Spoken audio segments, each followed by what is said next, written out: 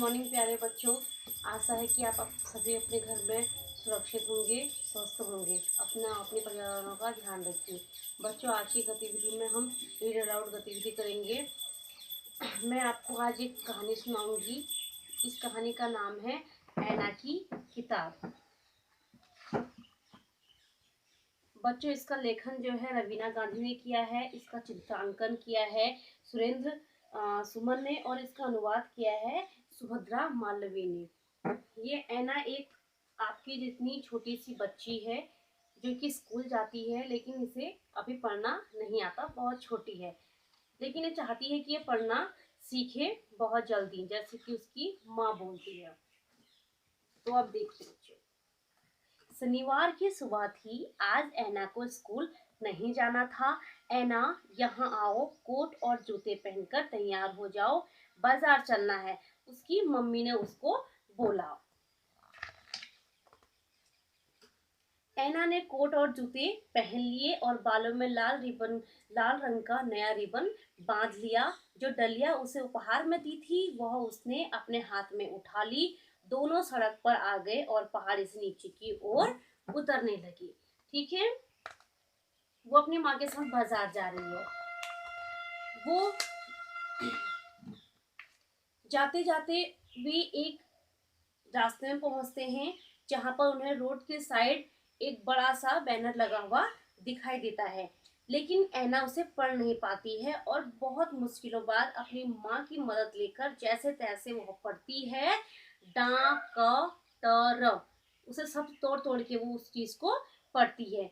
अब वो थोड़ा आगे बढ़ते हैं और वो देखती है कि एक साइड कुछ और लगा हुआ है बोर्ड, बहुत बड़ा सा। तो वो अपनी मम्मी को पूछती हैं कि मम्मी, यहाँ पर क्या मिलता है। तो उनकी मम्मी बताती है कि बच्ची, यहाँ पर है मछलियों के रेट कि कौन सी मछली कितने की मिलेगी।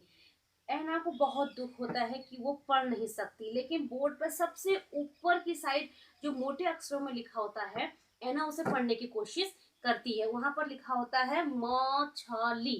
ठीक है, अब ऐना और उसकी मम्मी थोड़ा आगे जाके बढ़ते हैं तो वे पहुंच जाते हैं एक किराने की दुकान पर। उसकी मम्मी वहां पर सामान लेती है और हर एक चीज में जो लेबल लगे होते हैं ऐना उन्हें पढ़ने की कोशिश करती है और धीरे धीरे वो पढ़ती है। सबसे पहले वो पढ़ती है चीनी। वो देखती है कि हाँ, चीनी लिखा है तो इस डब्बे में चीनी लिखा है, चीनी रखी है। फिर वो पढ़ती है अंडे, अंडे। फिर पढ़ती है जाम, जाम। वो थोड़ा अभ्यास करती है और इन सभी चीजों को वो पढ़ लेती है। अब वो थोड़ा और आगे जाते हैं उस किराने वाली दुकान से। तो ऐना देखती है कि साइड में बड़े से अक्षर में कुछ लिखा है। ऐना इसे भी पढ़ने की कोशिश करती है। वो निरंतर अभ्यास करती है इसे पढ़ने का और वो आखिर में इस शब्द को भी पढ़ लेती है जहां पर लिखा होता है बस स्टॉप। क्योंकि वो सब तोड़ तोड़ के पढ़ रही है, अभी उसे मिलाकर अच्छे से पढ़ना नहीं आ रहा है। और एक साइड वो देखती है कि ऐना लिखा है यहाँ पर पोस्ट ऑफिस और एक साइड लिखा होता है बैंक। ऐना बहुत खुश है क्योंकि उसे अब थोड़ा थोड़ा पढ़ना आ रहा है। अब उसकी मम्मी ऐना को थोड़ा और आगे लेकर जाती है। हाँ, ऐना की मम्मी उसे लेकर जाती है और पूछती है ऐना को कि ऐना बताओ, हम आज कहाँ आए हैं। तो ऐना बताती है कि यहाँ मम्मी, आप और पापा किताबें लेने आते हैं, पर ये है क्या। तो उसकी मम्मी कहती है ऊपर जो लिखा हुआ है उसे पढ़ने की कोशिश करो। तो ऐना उस बोर्ड पर लिखा हुआ शब्द जो है उसे पढ़ने की कोशिश करती है, लेकिन वो पढ़ नहीं पाती। तो अपनी मम्मी की मदद लेकर वो शब्द को पढ़ती है जहाँ पर लिखा होता है लाइब्रेरी। तो उसकी मम्मी उसे वहां लेकर जाती है और उसे एक वहां से बुक दिलवाती है। अब ऐना बहुत खुश है क्योंकि उसकी मम्मी ने उसको एक बुक दी है जिसमें बहुत सारे अच्छे अच्छे चित्र हैं, बहुत मोटे मोटे अक्षर में लिखा हुआ है। ऐना उसमें से पढ़ रही है और वो पढ़ना भी अब सीख गई है। तो वो बहुत ज्यादा खुश है।